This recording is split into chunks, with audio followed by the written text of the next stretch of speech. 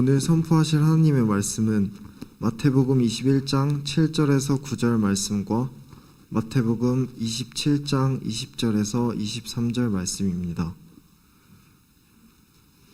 먼저 마태복음 21장 7절에서 9절 말씀을 봉독해 드리겠습니다. 나귀와 나귀 새끼를 끌고 와서 자기들의 겉옷을 그 위에 얹음에 예수께서 그 위에 타시니 무리의 대다수는 그들의 겉옷을 길에 펴고 다른 이들은 나뭇가지를 베어 길에 펴고 앞에서 가고 뒤에서 따르는 무리가 소리 높여 이르되 호산나 다윗의 자손이여 찬송하리로다.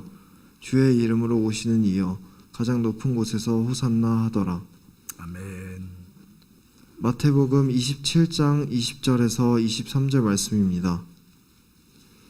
대제사장들과 장로들이 무리를 권하여 바라바를 달라 하게 하고 예수를 죽이자 하게 하였더니 총독이 대답하여 이르되 둘 중 누구를 너희에게 놓아 주기를 원하느냐? 이르되 바라바로소이다.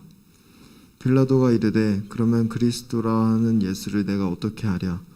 그들이 다 이르되 십자가에 못 박혀야 하겠나이다. 빌라도가 이르되 어찌 미냐? 무슨 악한 일을 하였느냐? 그들이 더욱 소리질러 이르되 십자가에 못 박혀야 하겠나이다 하는지라. 아멘. 아멘. 오늘은 종려주일로 우리가 지키고 있습니다. 예수님께서 나귀 새끼를 타시고 십자가를 짊어지시기 위해 예루살렘에 들어가실 때 많은 군중들이 자기들의 겉옷을 예수님 모시는 그 길 바닥에 깔고 종려나무 가지를 꺾어 흔들던 그 날을 기억하고자 종려주일로 지킵니다. 사실은 종려주일도 소중하지만은 종려주일부터 시작되는 이 한 주간이 주님이 순환당하신 고난주간이고, 그리고 주일날은 다음 주일은 이제 부활절이죠. 기독교의 절기 가운데 어쩌면 가장 핵심적이고 중요한 그런 시간들이라고 말할 수가 있겠습니다. 예수님께서 예루살렘에 입성하시던 때는 이스라엘의 명절 중에 가장 큰 명절로 지키는 유월절이었습니다. 이 유월절은 출애굽의 역사를 가장 핵심적으로 대변하는 말이라고도 할 수 있어요. 어린 양의 피를 좌우임방과 설주에 바르고 그 피를 본 피가 묻은 가정은 죽음의 사자가 그냥 위로 넘어갔습니다. 패스 오버했다. 위로 그냥 넘어갔어요. 그 집의 장자는 죽지 않았습니다. 무엇 때문이죠? 피 때문입니다. 그래서 위로 그냥 지나쳐 넘어갔다. 6월 그냥 넘어갔다, 지나갔다, 그래서 지키는 절기입니다. 이 절기의 핵심은 무엇일까요? 네, 피로 말미암아 주시는 하나님의 약속, 구원인 것입니다. 그래서 유대인들은 이 출애굽의 역사를 잊지 않고 기억하면서 6월절을 가장 큰 절기로 지켰습니다. 그래서 6월절을 지키기 위해서 유대인으로 분류되는 많은 디아스포라, 흩어진 유대인들이 바로 예루살렘으로 몰려왔기 때문에 이 당시 예루살렘의 인파는 가히 상상을 초월할 만큼 엄청나게 많은 사람이 모여왔습니다. 그런데 이때 6월절은 다른 6월절과 다르게 아주 중요한 이슈가 있었어요. 이게 무엇입니까? 바로 갈릴리에서부터 시작된 병자를 고치고 죽은 자를 살리고 서기관과 율법사들보다도 더 권위 있는 말씀을 전하는 사람, 자칭 메시아라고 말하며 하나님의 나라를 위해 일한다고 하는 이 예수에 대한 소문이 전국 각지는 물론이거니와 인근 모든 지역의 소문으로 퍼졌습니다. 그리고 그분도 유월절을 지키기 위해서 예루살렘으로 오신다고 알았고 그렇게 소문이 나 있었습니다. 드디어 주님은 예루살렘에 입성하시며 그 전에도 몇 번 예루살렘에 오셨지만 그때와는 다르게 제자들에게 나귀를 끌어오라 말씀하시고 그 중에서도 나귀의 새끼, 어린 나귀를 타시고 예루살렘에 입성하게 된 것입니다. 사람들은 로마의 압제 가운데 굉장한 고통을 받고 있었습니다. 엄청난 세금을 부과해야 했고 로마가 다스린 모든 지역에서도 보다 어느 곳보다 많은 밀란이 이 유대 땅에 일어났습니다. 왜냐하면 그들은 로마의 신 황제를 숭배할 수 없었어요. 그들에게는 유일한 신인 여호와 하나님이 계셨기 때문입니다. 그러니 이것은 삶의 문제고 신앙의 문제고 생존의 문제다 보니까 여러 곳에서 밀란이 많이 일어나게 되었고, 로마는 밀란이 일어나는 곳은 강력한 군사력으로 탄압을 했습니다. 그래서 이때 유대인들이 겪는 고통이 심히 컸어요. 그들은 자 무엇을 생각했을까요? 네, 유월절을 생각하며 우리를 모세와 같이 애굽에서 건져냈던 모세와 같이 우리를 이 고통의 순간에서 벗어나게 할 참 메시아가 오실 것이다. 그분이 누구냐? 유대 땅에서 저 갈릴리서부터 기적을 행했던 그 예수님이다. 그분이 이 유월절에 로마를 물리치고 우리를 건지시러 왕으로 예루살렘에 입성하신단다. 그래서 주님이 오시는 그 길에다가 자기들의 겉옷을 펴고, 그리고 그 종려나무 가지를 꺾어서 저렇게 흔들었습니다. 그러면서 외쳤습니다. 호산나, 다윗의 자손이요. 왜 다윗의 자손이라고 외쳤을까요? 다윗 왕과 같이 우리를 이 위기와 역사적인 고통에서 건져달라는 것입니다. 태평성대를 다시 누리게 해달라는 것입니다. 그래서 호산나, 다윗의 자손이요, 높은 곳에서 호산나, 호산나 하면서 어린 나귀를 타고 입성하시는 주님을 왕으로서 그렇게 맞이하셨습니다.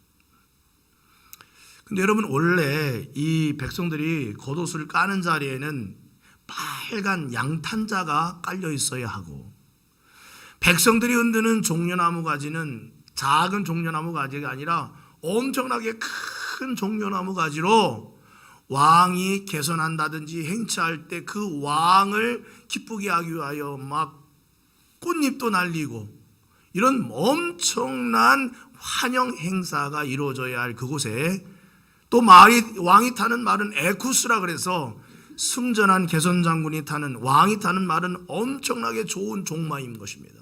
아주 보기만 해도 우이풍당당한 그런 모습이어야 되는데, 예수님은 어린 나귀를 타셨고 옷도 허름한 일반 사람보다 못한 옷이었고, 그리고 주님이 가시는 그 길은 왕으로서의 행차이긴 했지만은 죽으러 가시는 길이었어요.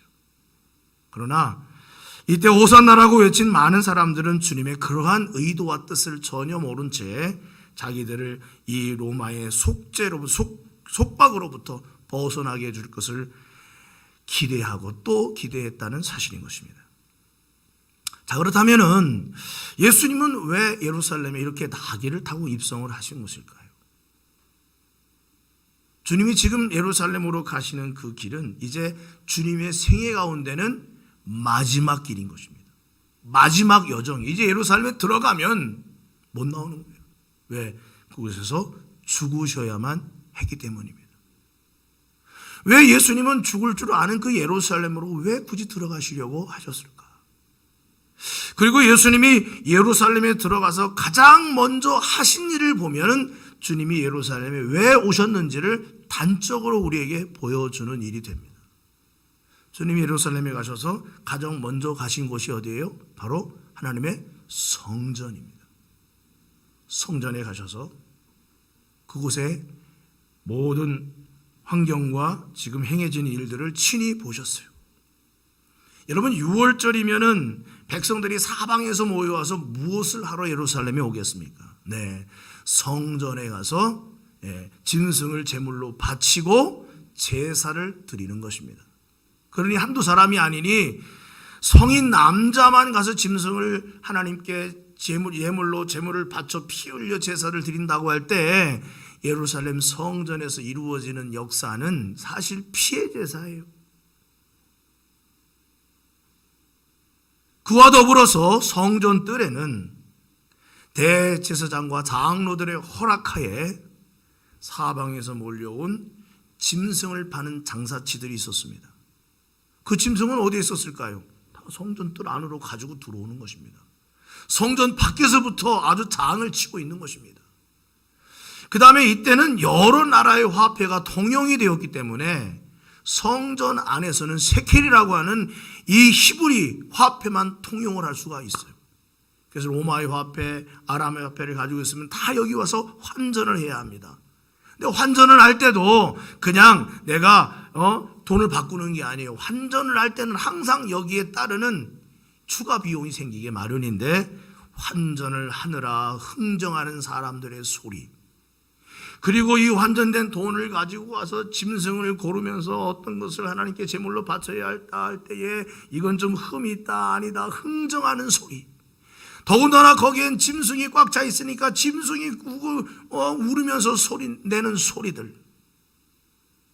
그러니까 이 당시 하나님의 성전은 하나님께 기도하고 거룩하게 하나님을 바라보는 이런 장소가 아니라 세상의 장사치들과 세상 사람들의 욕심이 뒤엉킨 짐승의 소리와 함께 말도 못하는 시끌벅적한 마치 시장과 같은 그런 분위기였을 것이 분명합니다. 기도 소리가 울려 퍼지고 하나님을 향한 노래소리가 울려 퍼지고, 그렇게 하나님을 높여야 할 장소마저 사람들의 욕심으로 가득 찬 도성이 되어 버렸다는 사실이죠. 주님은 그래서 그곳에 그 도성을 헐어버리려고 들어가신 것입니다. 성경에 이렇게 말씀했어요. 예수님께서 이 성전에 들어오셔서 딱 한 말씀 하셨어요. 내 아버지의 집을 강도의 구렬로 만들지 말아라 하시면서 그들의 그 돈 갖고 있는 상을 뒤에 엎어버리셨고, 노끈으로 채찍을 만들어 사람들을 때리시고 짐승을 때리셨습니다. 내 아버지의 집을 강도의 구렬로 만들지 마라. 여기는 만민이 기도하는 집이다 라며 주님께서 화를 내셨습니다. 예수님의 공생의 기간 동안 이런 적이 단 한 번도 없었어요. 그런데 주님께서 칼을 빼들어 누군가를 치려는 베드로를 향하여 칼을 드는 자는 칼로 망한다 하신 주님께서 매를 들어 때리시고 상을 뒤 엎으셨다는 사실입니다. 얼마나 주님의 마음이 분통이 터지셨으면 그러셨을까요? 이것은 하나의 예표입니다. 너희가 세우는 이 욕심의 성전을 내가 헐어버릴 것이다. 그러면서 요한복음 2장 19절 이하에 이렇게 말씀했어요. 예수께서 대답하여 이르시되 너희가 이 성전을 헐어라. 내가 사흘 동안에 일으키리라 라고 말씀하셨습니다. 사흘은 무엇을 말합니까? 주님의 십자가의 죽으심과 그리고 사흘 만에 부활하시는 역사를 말씀하는 것입니다. 그랬더니 유대인들이 말합니다. 아니 이 성전은 46년 동안 지어졌는데 네가 어떻게 3일 동안에 다시 세우겠다고 말하느냐. 그러나 예수는 뭐라고요? 성전된 자기 육체를 가리켜 하신 말씀이라는 것입니다. 즉 십자가에 죽고 부활할 것을 말씀하셨다는 것입니다.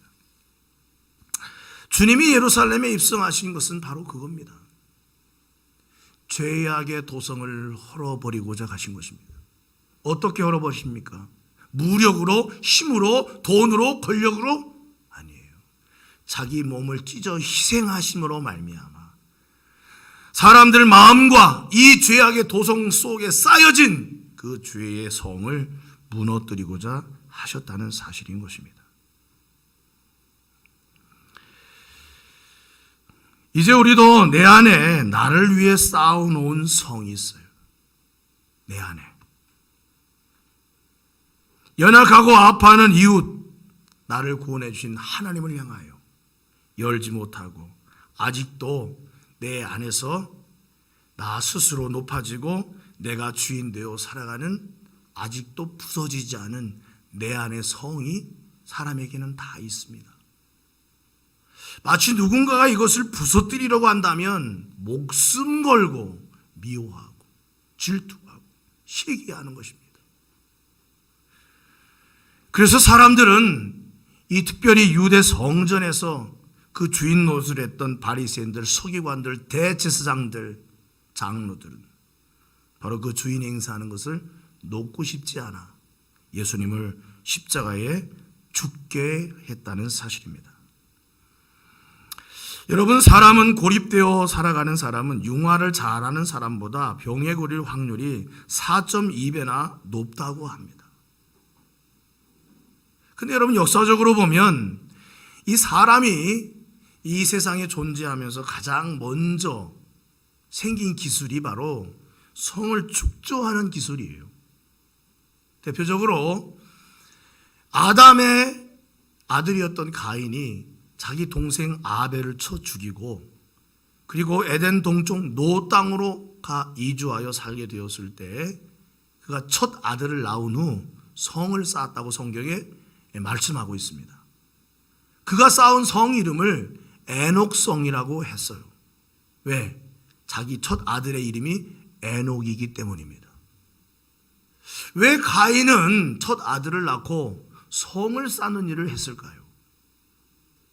두려웠기 때문입니다. 자기 동생 아벨을 쳐 죽인 죄가 하나님 앞에서 드러났어요. 그래서 그날 하나님 앞에 고백하기를, 누구든지 나를 만나거든 내가 아벨보다 더 7배나 무서운 형벌을 내가 받아야 할 것입니다 라며 그렇게 하나님께 누이치긴 했어요.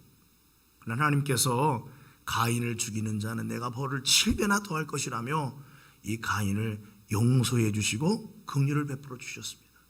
그래서 그가 에덴 동편 노 땅에 가서 거하기 시작했는데 아들을 낳고 성을 쌓았어요. 왜 그랬을까요?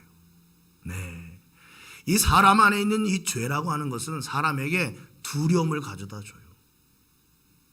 똑같이 나도 내가 지은 그 대가를 누군가로부터 형벌을 받을 것이라는 죄책이 있는 것입니다. 내가 그 대가를 받지 않는다면 내 아들을 누군가에 의해서 혹시라도 어떻게 해코지는 어려움을 당하지는 않을까.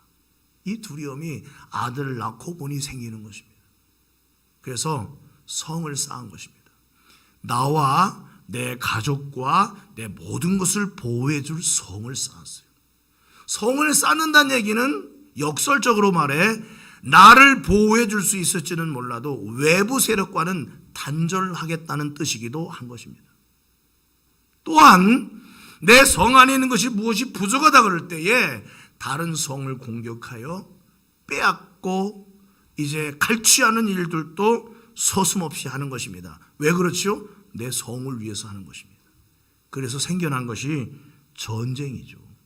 지금까지도 인류 역사 가운데 전쟁이 그치지 않는 이유가 바로 거기에 있습니다. 왜 부차에서 학살을 자행하고 왜 이 전쟁을 일으켜 이토록 많은 사람을 죽어나가게 할까요? 어젠가 뉴스에 보니까 그 폭탄이 떨어졌는데 그 폭탄 잔해 중에 러시아어로 이렇게 써 있다는 것입니다. 우리의 아이들을 위하여. 아니, 자기 아이들을 위하여, 그럼 우크라이나 아이들은 죽어도 된다는 얘기입니까? 네, 자기 성을 위해서, 성의 안전을 위해서 전쟁도 마다하지 않는 것입니다.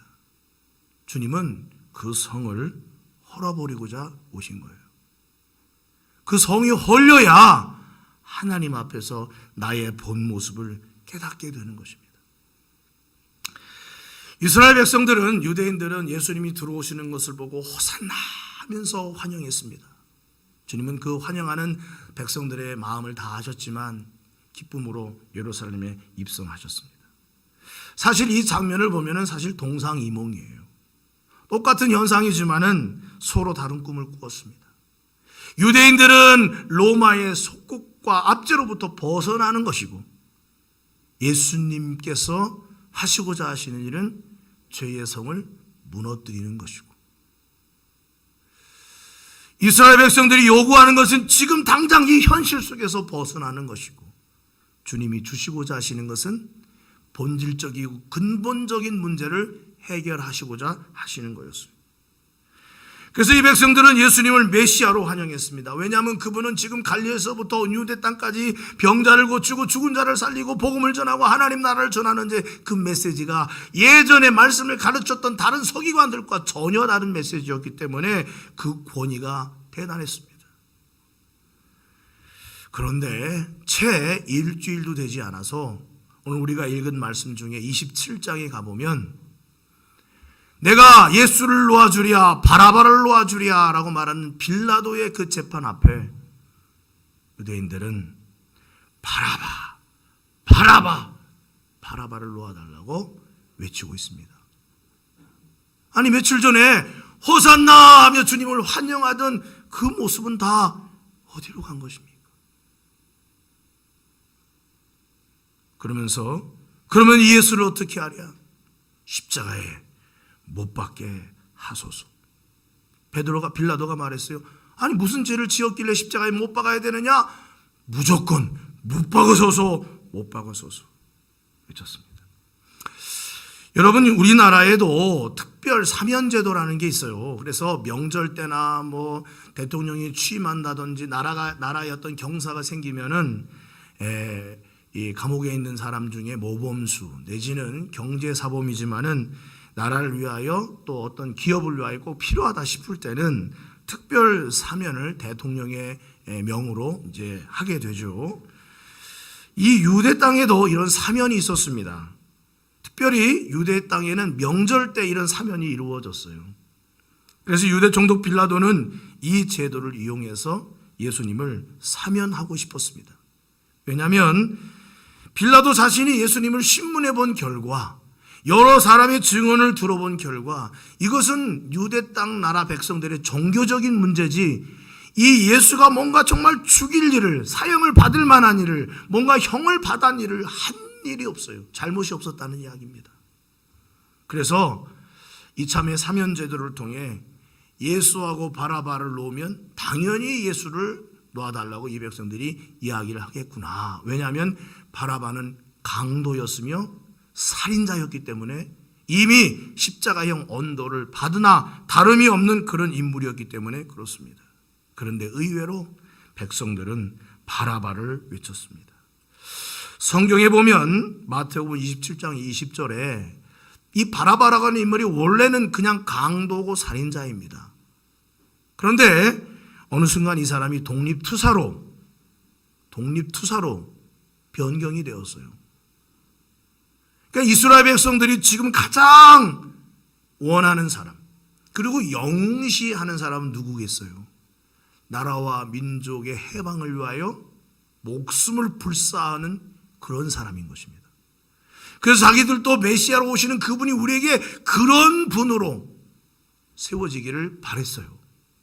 그러니까 바라바는 강도요 살인자에서 일약 유대 나라의 독립을 위해 일했던 독립투사로 그렇게 위장이 되어버렸습니다. 누가 한 일입니까? 바로 대제사장들과 장로들에 의해서 여론 조작이 이루어진 것입니다.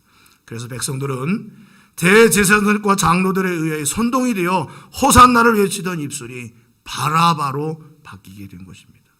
아마도 누군가가 외쳤겠지요. 저 바라바는 이 나라의 독립을 위해 일하던 독립투사야! 라고 누군가 외쳤겠지요. 내가 봤어 외쳤겠지요. 대제사장과 장로들의 사주를 받은 사람인 것입니다. 그래야 여론몰이가 이루어지고 너도 나도 할 것 없이 다 바라바를 놓아달라고 외치게 되었다는 사실인 것입니다. 아니 며칠 전에 불렀던 호산나는 어디 간 것입니까? 다윗의 자손이여 찬송하리라 불렀던 찬양의 노래는 어디 간 거예요? 그런데 이 세상에는 이렇게 유대인들처럼 하루아침에 돌변하는 사람이 유대인들만 있는 게 아닙니다. 저와 여러분의 모습은 어떻습니까? 하나님을 믿고 의지하고 하나님의 응답과 도우심과 은혜를 입을 때는 감사하며 찬양해도 막상 나에게 어떤 불행이 닥친다든지 어려움이 닥친다든지 누구로 말미암아 모함을 받는다든지 할 때에 우리 마음이 그럼에도 과연 하나님을 나의 구세주로 고백하며 인정하며 찬양하며 예배하며 주님을 여전히 노래하느냐 하는 것입니다. 우리 안에도 나만의 성을 쌓고 아무도 들어올 수 없는 나만의 성, 내가 왕이 되어진 성을 쌓고 살아가고 있는 것은 아닙니까? 갈라디아 6장 14절에 보니까 그러나 내게는 우리 주 예수 그리스도의 십자가 외에는 결코 사랑할 것이 없으니 그리스도로 말미암아 세상이 나를 대하여 십자가에 못 박히고 내가 또한 세상에 대하여 그러하니라 라고 바울이 말했습니다. 바울도 율법으로 말미암는 의라고 하는 성을 쌓았어요. 그래서 예수 믿는 예수쟁이들이 이 율법의 의를 쌓는 이 일을 방해하고자 하니까 바울이 선택한 길은 교회를 핍박하고 예수 믿는 사는다는 사람들을 잡아다가 옥에 가두는 그 일. 왜? 그들은 율법으로 지켜나가는 의로운 성을 쌓는데 완전한 방해거리고 이 성을 무너뜨리고자 하는 자들이니까 저들은 죽어 마땅하다 하여 스데반 집사를 죽일 때 그 모든 일을 앞장섰던 인물이었습니다. 그랬던 그가 다메섹 도상에서 주님을 만나고 나서 이렇게 바뀌었어요. 내가 세상에 대하여 죽었고 세상도 나에 대하여 죽었다 이거예요. 다시 말해 내 안에 내가 쌓던 성은 다 회파되고 허물어졌다 이거예요.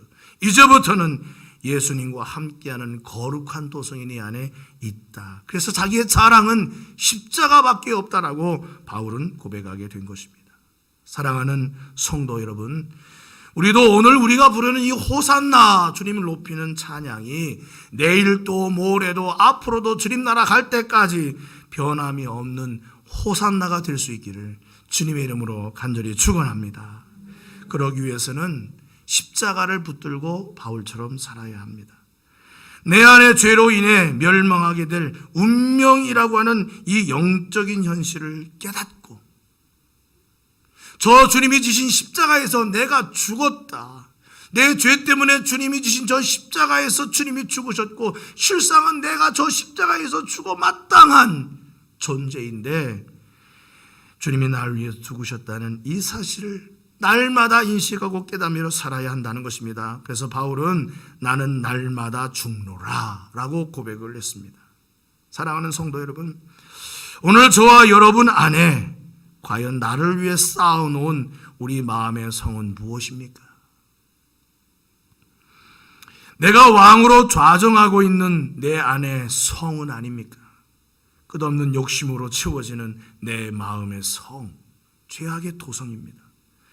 하나님도 받아들이지 않는 내가 왕이 되어져 있는 성인 것입니다. 근데 이런 성은 한번 무너질 때 속절없이 무너져요. 여리고가 난공불락 성이었어도 하나님의 능력으로 무너질 때 속절없이 무너졌습니다. 마지막 날에는 공력으로 시험하는 날이 올 텐데 우리의 믿음의 집을 반석으로 잘 지어야 불에 타지 않을 텐데 집으로 지으면 불에 타는 것입니다. 엉성하게 지으면 불에 타는 것입니다. 모래사장 위에 지으면 허물어지는 것입니다. 그러니 우리가 무엇으로 우리의 인생의 집을 짓고 살아가야 합니까? 믿음으로 십자가를 붙들고 주님의 은혜를 붙들고 살아가는 저와 여러분의 삶이 될 때 무너지지 않는 견고한 하나님의 도성이 될 줄 믿으시기를 주의 이름으로 간절히 축원합니다. 찬송가 522장 3절에 보면 이런 찬양이 있어요. 웬일인가 내 형제여 재물만 취하다 세상 물질 불탈 때에 너도 타겠구나. 저렇게 높은 성벽을 쌓고 내 안에 물질로 내 욕심으로 세상적인 것으로 채울 때에 그 무너짐은 한순간이며 남는 것이 없게 된다는 것을 우리는 십자가 앞에서 철저하게 깨달아야 하는 것입니다. 그래서 십자가는 내가 죽는 현장이에요. 내 마음의 도성이 무너지는 현장인 것입니다. 사실 예수님은 우리 안에 쌓아놓은 노마나 애굽보다 더 견고한 마음의 성을 무너뜨리고자 십자가에서 죽으셨습니다. 제자들은 주님이 잡혀가실 때 너도 나도 할 것 없이 다 도망갔어요. 딱 한 사람, 사도 요한 하나만 빼고요. 주님을 배반하지 않으리라고 그토록 외쳤던 베드로도 주님을 모른다고 3번이나 부인하고 떠나가 버렸습니다.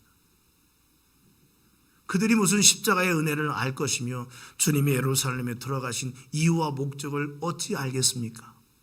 그런데 나중에 이들이 마가다락방에서 성령을 받고 나서 그때부터 성령을 통하여 그들 속에 주님이 하신 예전의 그 말씀들을 다 이해하고 생각하게 하셨습니다.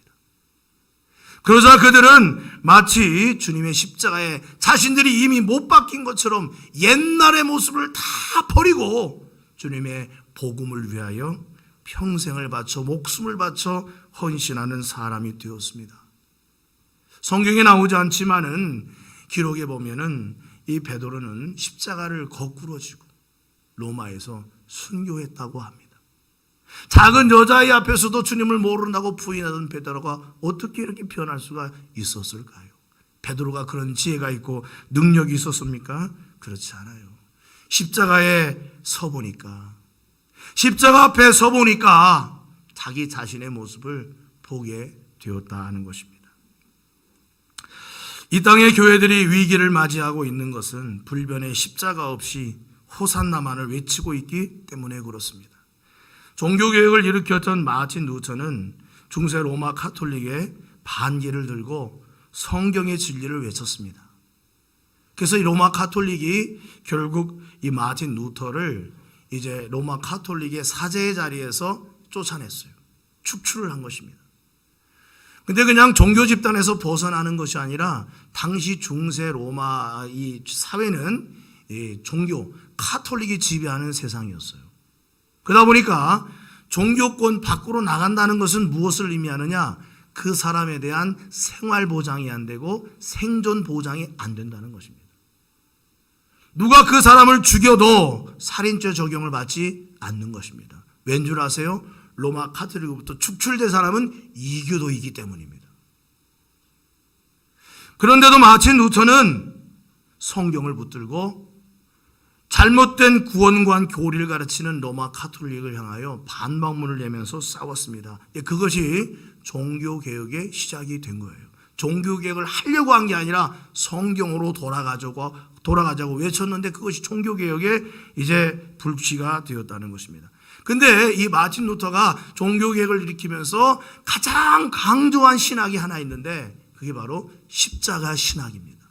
마틴 루터 하면 십자가 신학. 십자가 없는 구원은 없어요. 십자가 없는 행복도 없어요. 히틀러의 나치 정권에 저항하다가 잡혀 39세의 나이로 순교한 디트리히트 본 회포라고 하는 목사님이 있습니다. 이분이 죽으면서 하는 말이 나에게 죽음은 끝이 아니라 영원한 삶의 시작이다 라고 말을 했습니다. 물론 지금 죽는 이 육신의 죽음 앞에서 한 고백이기도 하지만 내가 죽을 때에 그때부터 영생이 시작되는 것입니다. 주님과 함께하는 삶이 시작이 되는 것입니다.